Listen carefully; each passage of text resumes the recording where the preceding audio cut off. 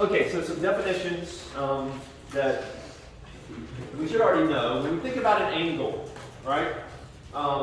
Think about a ray, right? That's rotated about its endpoint, where this is the endpoint, right?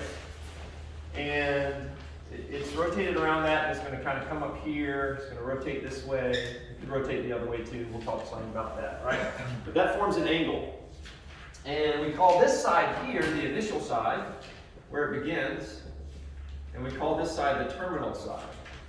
So just some terminology to start with to make sure that when I use terms like initial side and terminal side, we're all on the same page.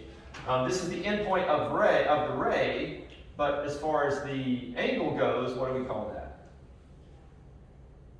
Anybody tell me?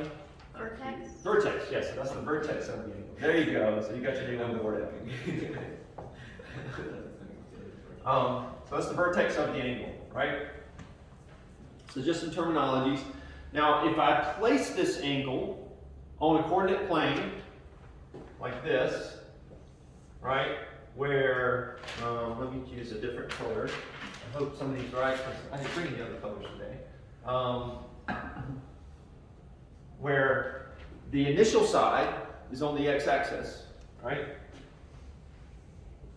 Then for an angle like this, we would say that it is in standard position. Standard position if initial side is on x-axis. Okay?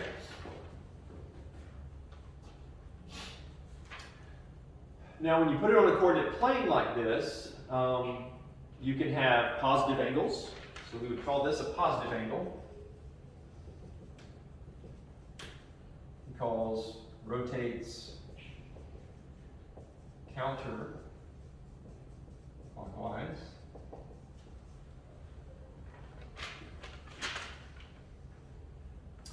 And if we had one down here, right, it goes this way, we would say this is a negative angle. And it rotates clockwise.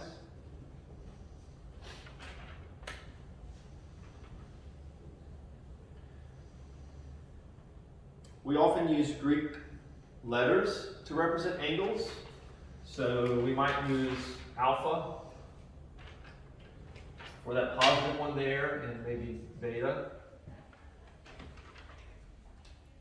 for the negative one. Or as my Greek friend says, it's vita. That's how they say it in Greece. So I don't know why you guys pronounce it that weird way.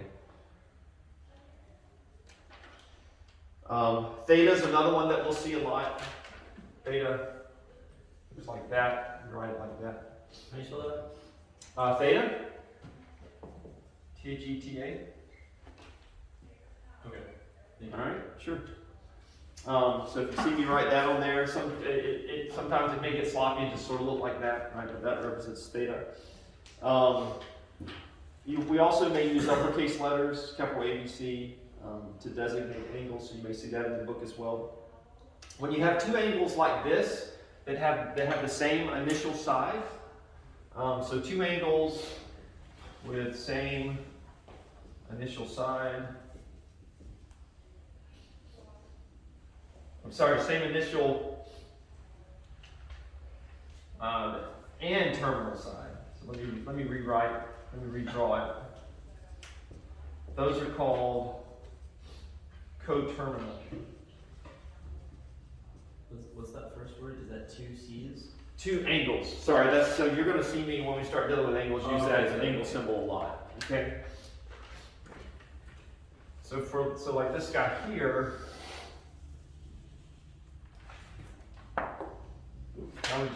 We would have the exact same rays drawn there, but I would take this guy and rotate it all the way around to there. So now alpha and beta are coterminal. Same initial side, same terminal side, but one's positive, one goes in the counterclockwise direction, the other one goes in the counterclockwise and is a negative angle. I'm sorry. Positive's counterclockwise. Maybe, I don't know if I said that right, but the negative one is in the clockwise direction. All right, so any questions about those definitions? That make sense to everybody? What does the thing that's by the vertex, yeah? It says endpoint of ray. Oh, okay. Right. Ray ended right Your here. ray is just a straight line, right? A ray is so all lines are straight. Really? I never knew growing up I was going to be able to tell students that one day. You know, it's like my teacher would do that to me. Oh, yeah, you're right. Lines are straight. So a ray is it's like half a line, right? So it's got to be endpoint. Okay, so a ray is the one that has an endpoint. It just goes on in the other direction, right? Okay.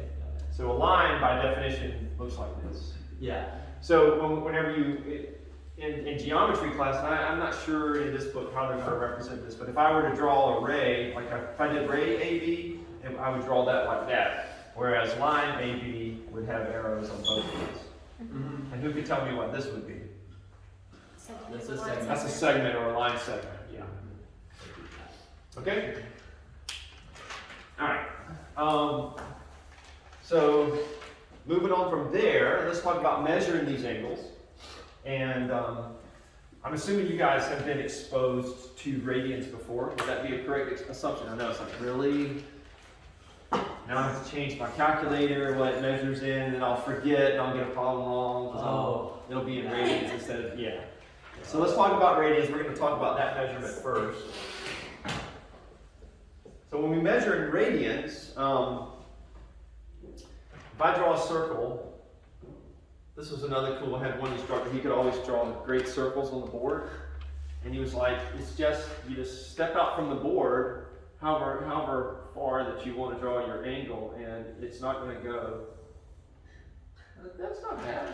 He was great at it though, but that's actually bigger than I wanted it. So I'm going to do a little one, so I have to do, I can't go any higher. Let's see. So I got to make sure I don't lean. See that? I can go a long ways. Yeah, never mind. He was great at it. Hopefully he'll never know that I was a failure. Alright, so if we draw an angle like this, and we're going to put a coordinate plane in here, and we're going to draw it there. We're going to label this theta, and this is r, the radius. And this right here, try to darken this area here. What do we call this right here? Does anybody remember that from geometry or any other math? An arc, right? So this is an arc, and the arc length is S. All right? So I'm going to give you a definition of a radian. 1 radian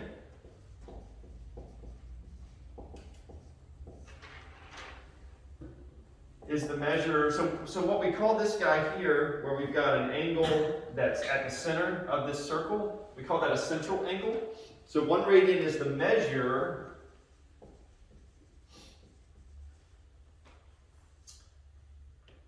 of the central angle theta that intercepts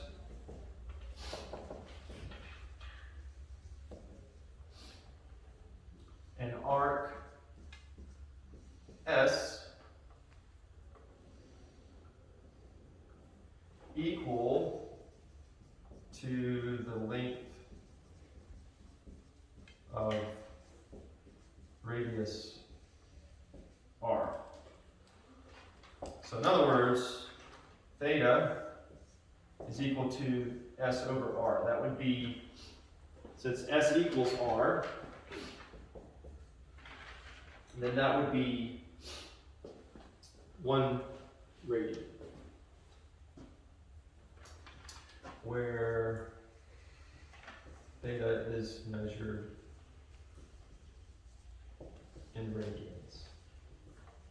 And I probably drew my line in the wrong place. Now that I'm looking at it, let's see, 1, 2, 3,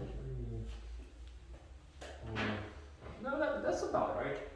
I gotta have like a little over 6. If that's gonna be 1 radian, then a little over 6 of those guys as we go around. So,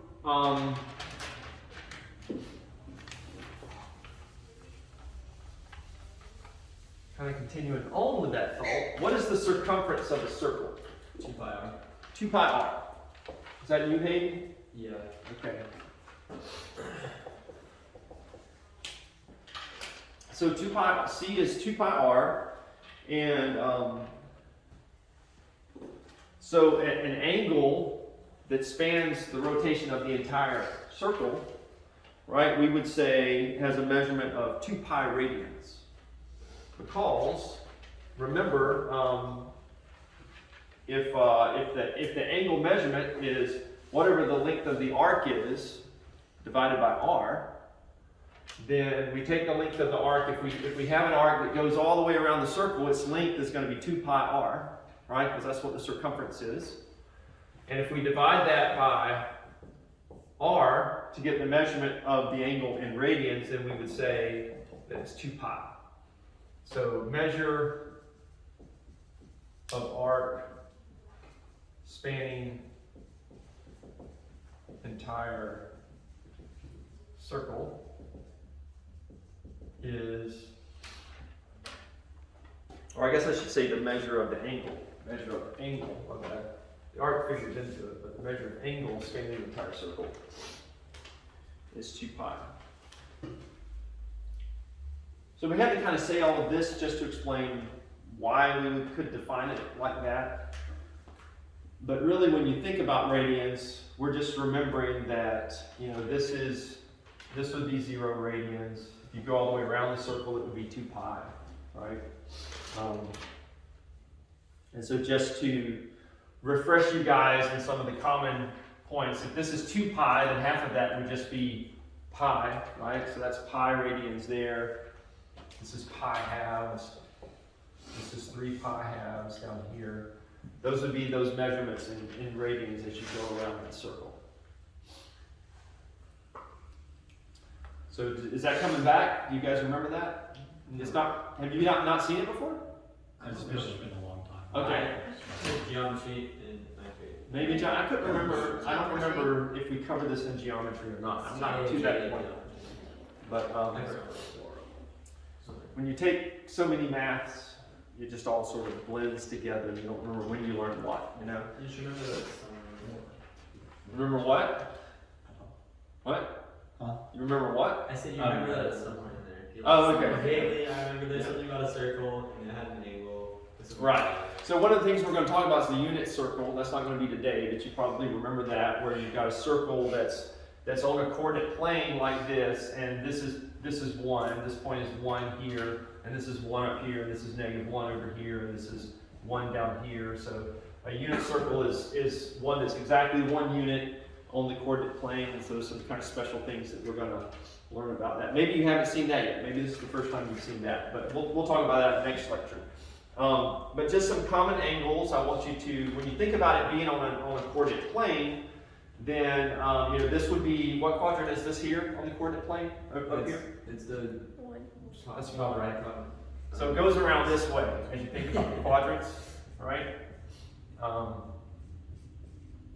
Like that, that's quadrant 4. And so we say that in this area over here, that the measurement of theta, you know, runs, as far as radians goes, runs from 0 to pi halves. This is pi halves. The measurements over here are pi halves to pi is what the radians would be. This one's going to be pi to 3 pi halves, right?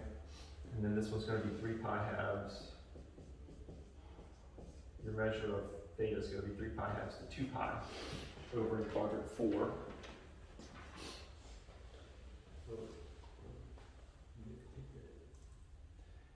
And then just one other thing to remember, there are kind of some, well, let me just say this real quick. Angles. Angles in this region right here. We would call those what? Since they're, well, I don't know if you remember that, but this, you should be able to look at this and say, this corresponds to how many degrees? 90. That's 90 degrees, right? This is 180 degrees. This is 270 degrees, and this would be 0 or 360 degrees, right? And so that means that any of our angles that fall here in quadrant 1 are going to be acute, right? And these over here are going to be obtuse. So just some definitions to make sure you're putting all that together in your head, what you have learned previously. What is the different equal? You did like in each quadrant, theta equals like. Right, in radians. So what does that mean? I'm just saying that your angle, if you've got an angle in this region here, that angle is going to be between 0 and pi half radians. Right, so because that's everything that's in this region. And then if you've got an angle that's coming out over here, then you know it's going to be between pi halves or pi radians. So it won't exceed that or be below that. Okay, so I'm just telling you what the potential values are there. Just like we'd say, an angle in here's got to be between 0 and 90 degrees. Yeah. One here's got to be between 90 and 100 degrees. There are a couple of other important radian values, angles that we use a lot, and so I'll just kind of draw those on the board quickly. Let's try this one more time. How do I do this? See, I can go up here. I can just stretch too far. That's the problem. It's hard to not. It's not bad. That one looks better than the other ones, I think. But if we do this,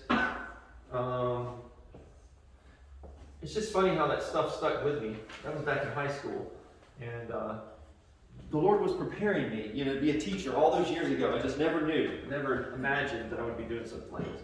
So this right here is pi thirds. So that's that angle there. This one that's right in the middle is pi fourth. And then we've also got pi 6 right here. So those are all like really common angles that are going to come up again that we're going to use over and over as far as angle measurements in radians, right? And those basically correspond to 30, 45, and 60 degrees, right? This would be 30, this would be 45, this would be 60.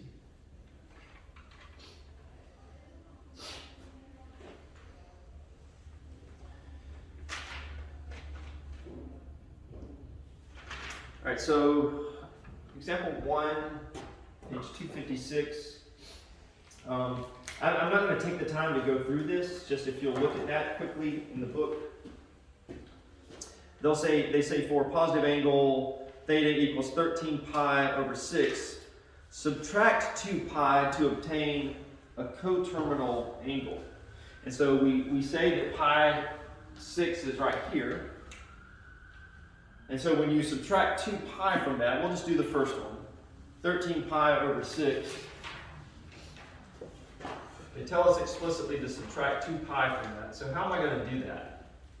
You have to change 2 pi to a fraction. I have to change it to a fraction. I got to get a common denominator, right?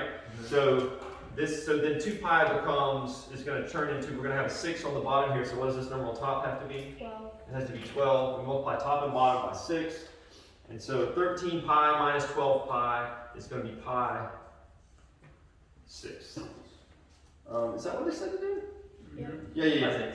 Yeah, so they're basically saying they gave us an angle that was 13 pi and 6. And so what that means is that the original angle goes all the way around here and then back to that. So that's 13 pi 6. So it's the whole circumference plus the pi 6. the pi 6. Okay. Right? Plus 2 pi is the whole circumference, right? All the way around. And so these are just some examples. You'll have some problems on your homework where they will tell you that to subtract 2 pi, or the last part C there says add 2 pi to find a coterminal angle. They give us a negative angle. The negative angle is negative 2 pi thirds. And to understand what quadrant that's going to be in, then we add 2 pi to it to find out that it's 4 pi thirds. And so that tells us it's going to be down here, like in this area. And you'll have some homework examples to give you some practice with that. But you're going to have to do that sometimes. You're going to have to either add or subtract like the entire circumference of the circle so that you can figure out what quadrant that value is going to be in. Or just make it easier if you want to think about positive ones. You're eventually just going to get good enough to where when you see the angle, you're going to say, okay, that negative one's going to end up over here, or that positive one's going to end up over here. But especially when it's like this, when it's greater than 2 pi, right? Or less than 2 pi, you're going to want to take the 2 pi out so that you can see what the smaller value is, and so you'll know where to place it in your coordinate plane. Any questions on that? Overall questions? So we can move on and talk about the more familiar degrees, right? That's the other measurement that we have for angles, and we won't spend much time there because we know degrees so well. Of course, degrees, we use that little symbol, the little circle as a superscript that designates a degree. And so our definition of a degree is that 1 degree is equal to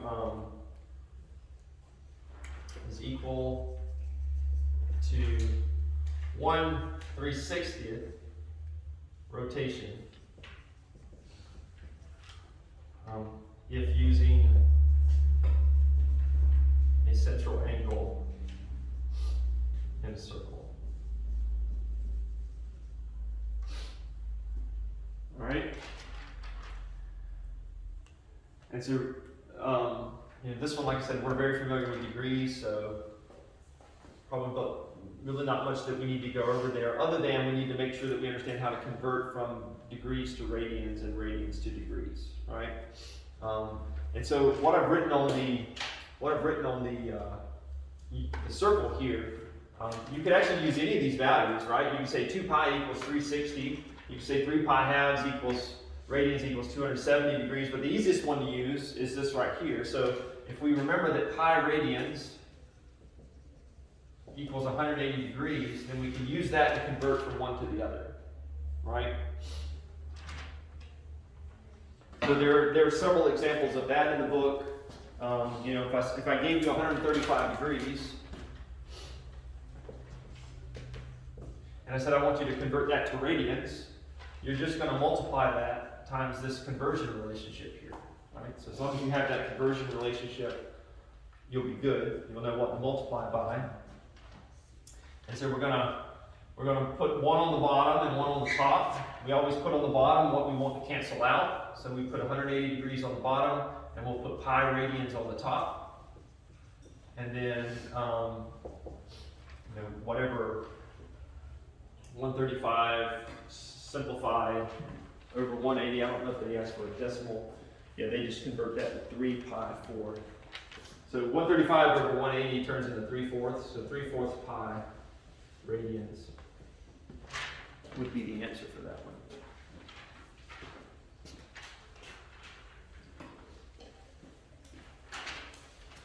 And then of course you could go in the other direction. It could give you something like negative pi halves radians. And they say convert that to degrees. So I'm going to take that and I'm going to multiply that times the same conversion factor, but I'm going to swap it and put degrees on the top because that's the unit I want to end up with. And I want my radians to cancel out. Right? If I do it like that, radians will cancel out just like here. My degrees canceled out. And so we'll get 180 over, we'll maintain the negative, but the pi's will cancel one another out, and 180 divided by 2 is going to give us a negative 90 degrees.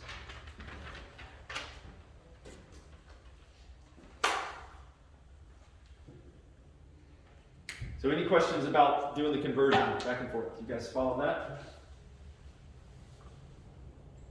It's amazing how much math is just unit conversion. Like if you can remember, if you're good at doing unit conversions, you can ace chemistry. If you're good at unit conversions, like all the stuff with, what was it? I was helping somebody. Oh, like rate equations and stuff. It's really just unit conversions if you're good at that. So that's definitely something you need to be strong in throughout math.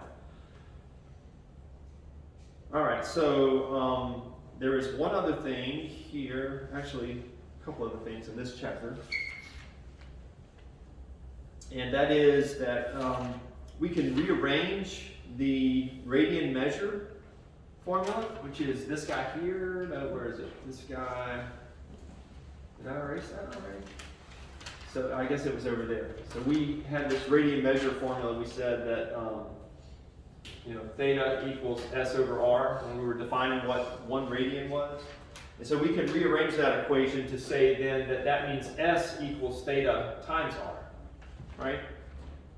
Just do a little simple algebraic rearrangement there. And this will give us the arc length. All right, so this is the arc length formula.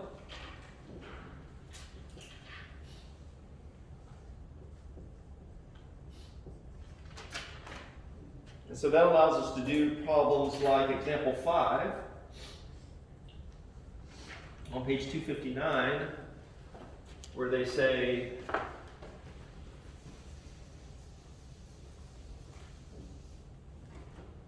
a circle has a radius of 4 inches. Find the length of the arc intercepted by a central angle of 240 degrees.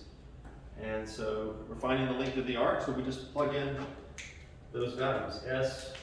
Well, the first thing, this is good for what unit does theta need to be for this? Degrees. That is incorrect. I'm erasing your name. No. This was how we defined radians, right? We said a radian was defined by theta equals S over R. Theta in radians equals that. So your units always need to be in radians when you use this. So let me make a note there.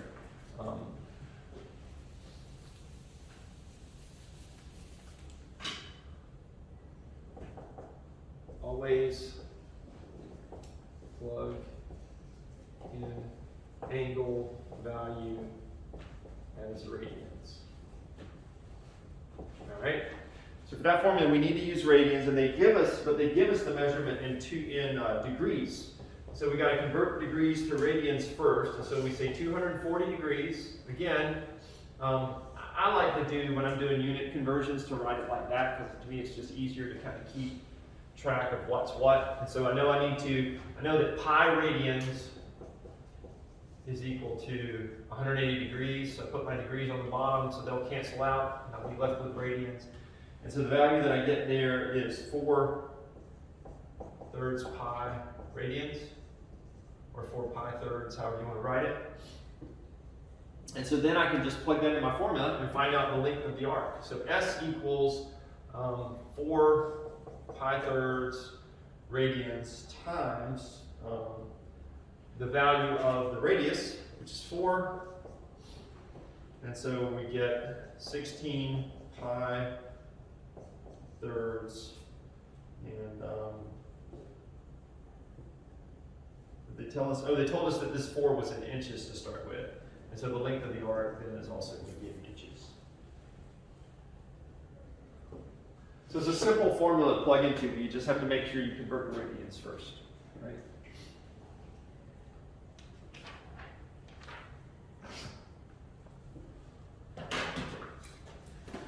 All right. And then there's 2 more formulas that I need to give you. And I'll just write those on the board under this. And this has to do with if you have a point. Any questions? Is that? No. Okay, you thumbing for a ride? Or, no? I don't know if I've ever seen anybody relax like that. Yeah, I just like it. Just pull my head. At least relax like this, so it's like thumbs up. I got it. This has to do with a point traveling around a circle. Okay, so we're talking about the speed of that point, and we call that linear speed. So linear speed is equal to the arc length over the time. So our variables that we use for arc length, it's S and then T for time. So that's the linear speed. That's the speed of a particle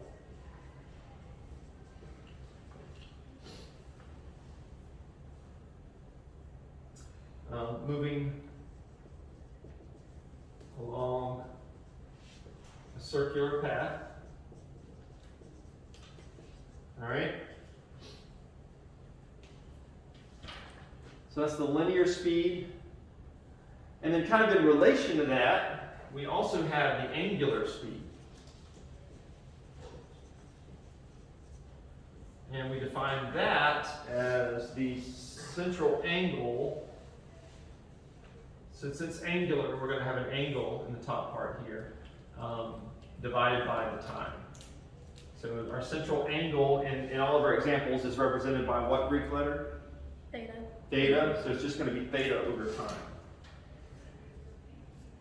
And so this is basically a measurement of the how fast the angle changes as the particle moves. So they're both related to this idea of a particle moving around this circular path at a constant speed. But one tracks the speed of the particle, the other one tracks how quickly the angles change. Okay? And I was too generous at the beginning of class, and I'm out of time with going through examples of that. So again, you're just sort of plugging that in. And if we just look at, example 6, for example, example 6, for example, I cracked myself up. They tell us that the second hand of the clock is 2.2 centimeters long, and they want you to find the linear speed of the tip of this second hand. So what does the 10.2 centimeters represent then? The radius. The radius, right? That's the radius for this point that's out there on the end of the second hand. And so they note that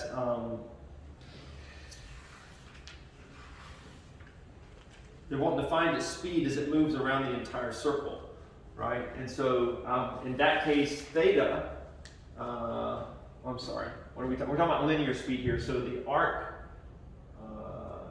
length divided by time. So yeah, theta, I'm sorry.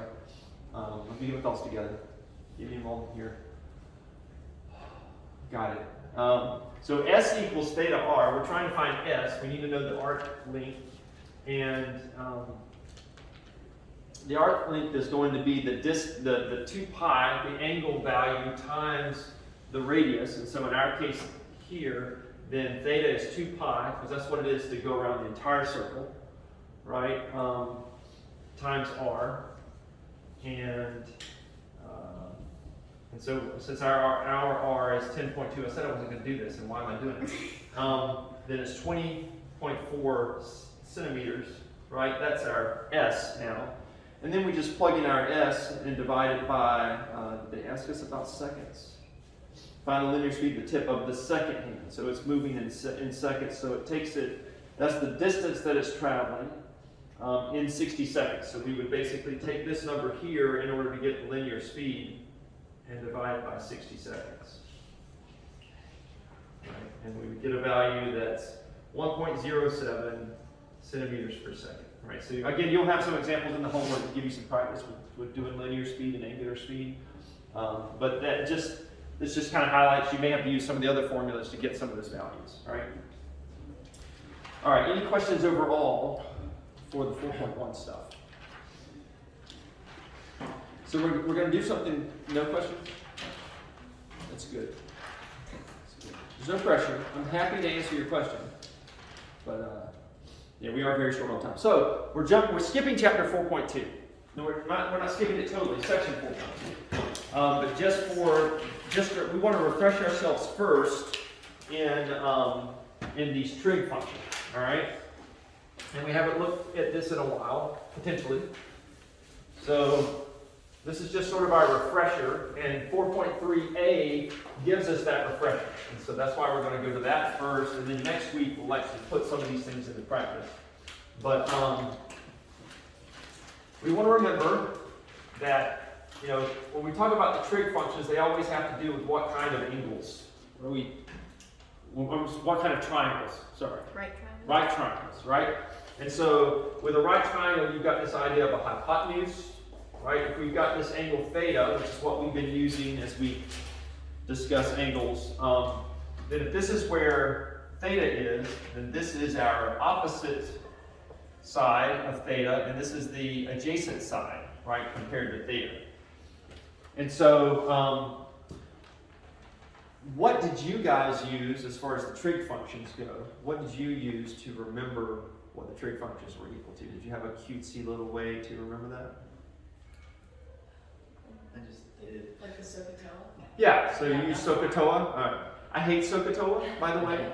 And the only reason I hate it is because I never could remember how to pronounce it correctly. It's like, think of it as an Indian, or I guess now we have to say a Native American word. SOHCAHTOA, right? And I always wanted to say SOHCAHTOA because I thought it was a short O. And then when I would say SA, I would be like, well, is that SA or SO? And so what I was taught many years ago was to remember saddle our horses, canter along happily, 2 other adventures. It's a little longer, I know, but it works. You know, I learned that probably in trig or whatever class it was in, all those many years ago back in high school, and I've never forgotten it. So if you're familiar with SOHCAHTOA and you want to use that, totally cool with that. You just have to make sure that you pronounce it correctly and understand how it's spelled. So SOHCAHTOA is S-O-H, right? C-A-H, and then T-O-A. SOHCAHTOA. And, or saddle our horses. You know, if you're a horse person, this may be more meaningful to you. I'm not a horse person, but I still remember it this way. Not that I have anything against horses, I think they taste great. 2 other adventures.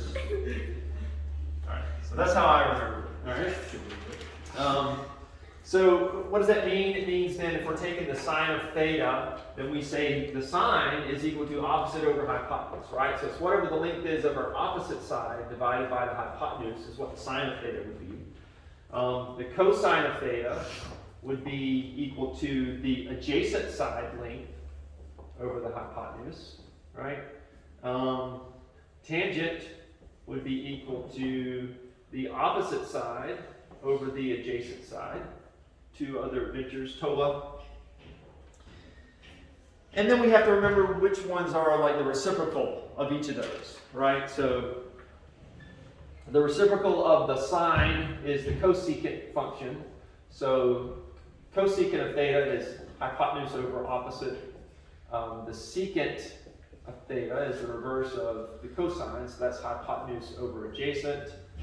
And then the cotangent is the adjacent over the over the opposite, sorry.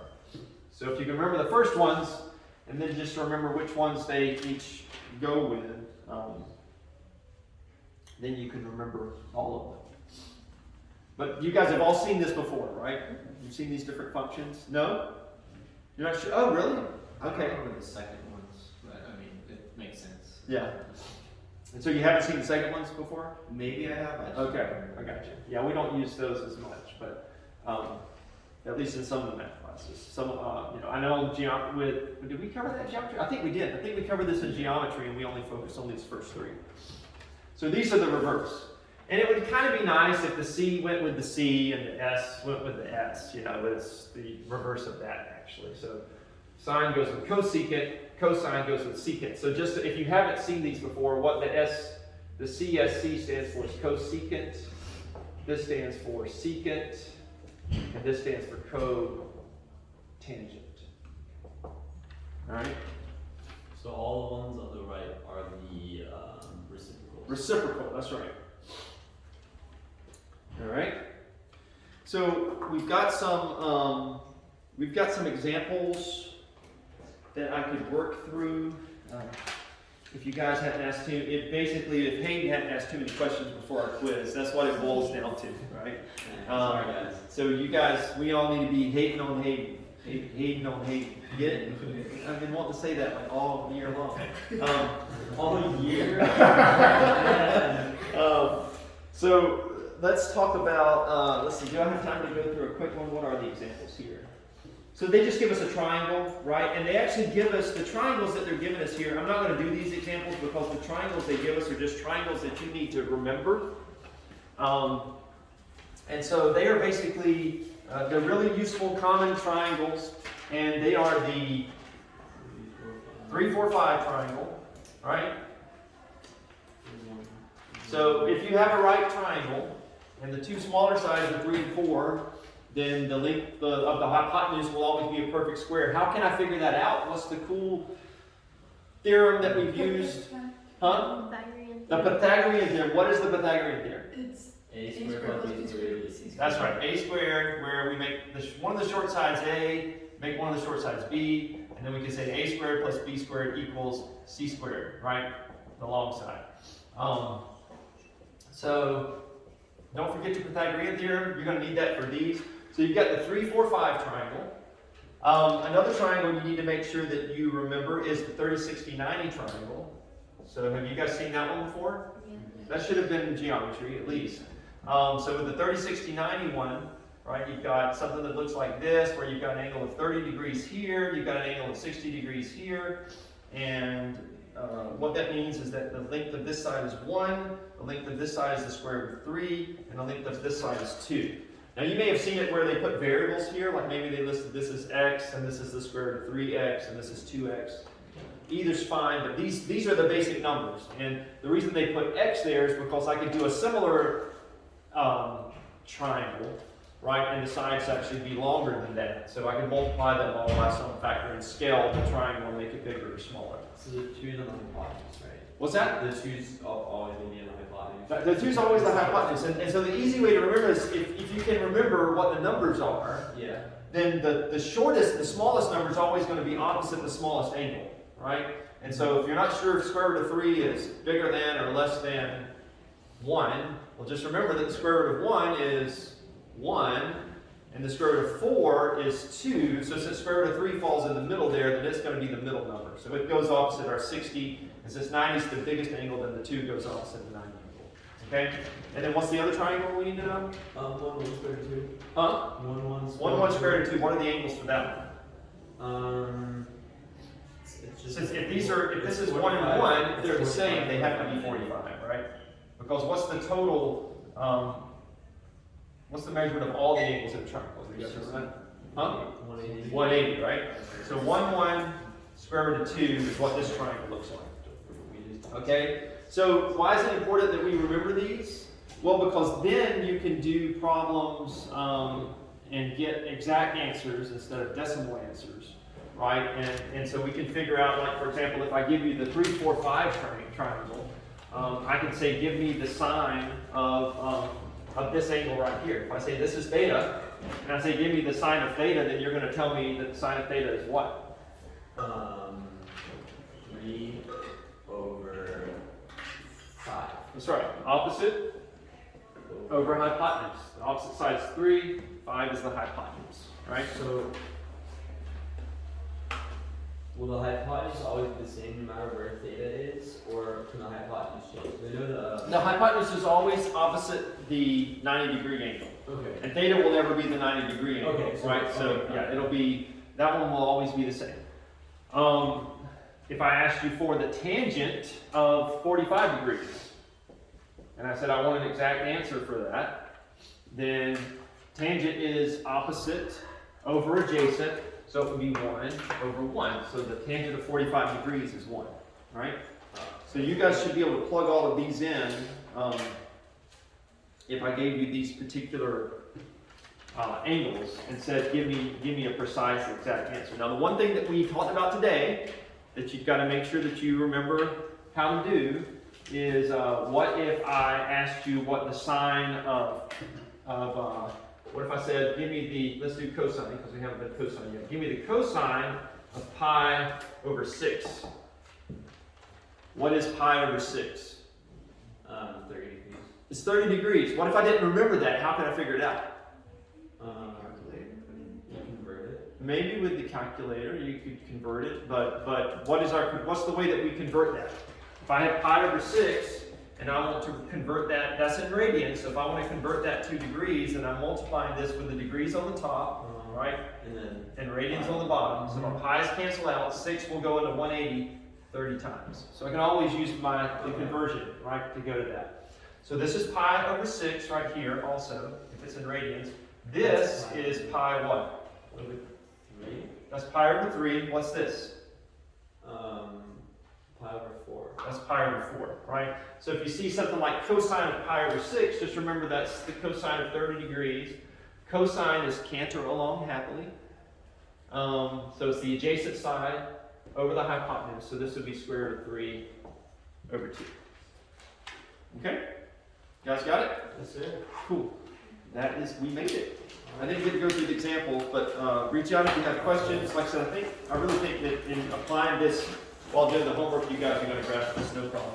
We will have a test, a quiz, sorry.